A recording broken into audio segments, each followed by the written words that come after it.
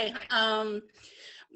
This new season is so action-packed. I watched it with my 11-year-old yesterday, and he was on the edge of his seat. I know we can't talk spoilers, but can you tell fans of the show a little bit about what to expect for the upcoming season? Yeah, well, there's definitely plenty of action. We got new dinosaurs. We are exploring new parts of the island. We're learning more about these kids as they are figuring out how to stay safe on the island while still trying to get themselves rescued.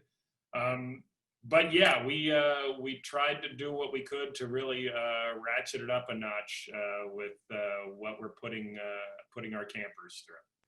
Hi, this series is a little bit different than the rest of the Jurassic franchise because it is animated and because it does target a younger audience. Could you talk a little bit about the balancing process on keeping it kid friendly, but also keeping the excitement there without having the gore of, dinosaurs eating people? Yeah, I mean, you just said it. Like, we didn't want to shy away from the stakes when we first started this. It's like, you know, coming from Steven Spielberg at the top saying, don't do the kiddie version of this. We're going to have fatalities. Doesn't mean we're going to show a bunch of blood on screen or, disembodied body parts like we see in some of the films, but we didn't want to shy away from the scares and the horror of the whole situation.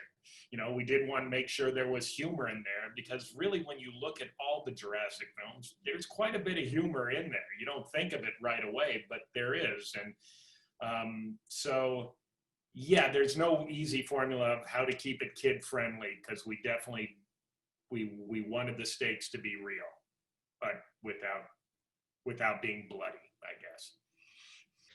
My dinosaur fan is extremely impressed on how well Camp Cretaceous ties into the film series. Can you talk a little bit about putting together the story for kind of a missing gap in where the movies go on? Yeah, it was super fun doing season one and kind of doing our Rosencrantz and Guildenstern are dead with dinosaurs. And as we move forward, we have like a 6-month gap before we come to the beginning of Fallen Kingdom. So we have plenty of room to play with, but we do still, whenever possible, want to reference or acknowledge the other films and that it's all in the same reality.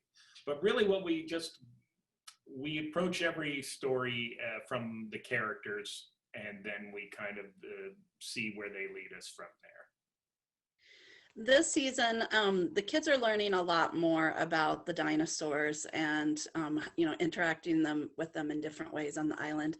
Do you have dinosaur experts that you consult with on their behavior, or how do you add the realism factor as real as we can know how dinosaurs behaved? Yeah, we had numerous trips between the writers and the artists to the Natural History Museum and in Los Angeles, and we did speak to a few experts early on. We use the films as a blueprint as well.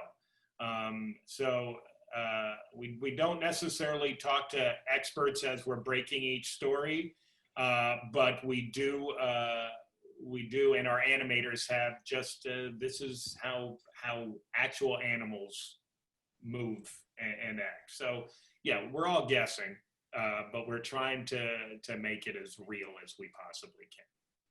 Thank you.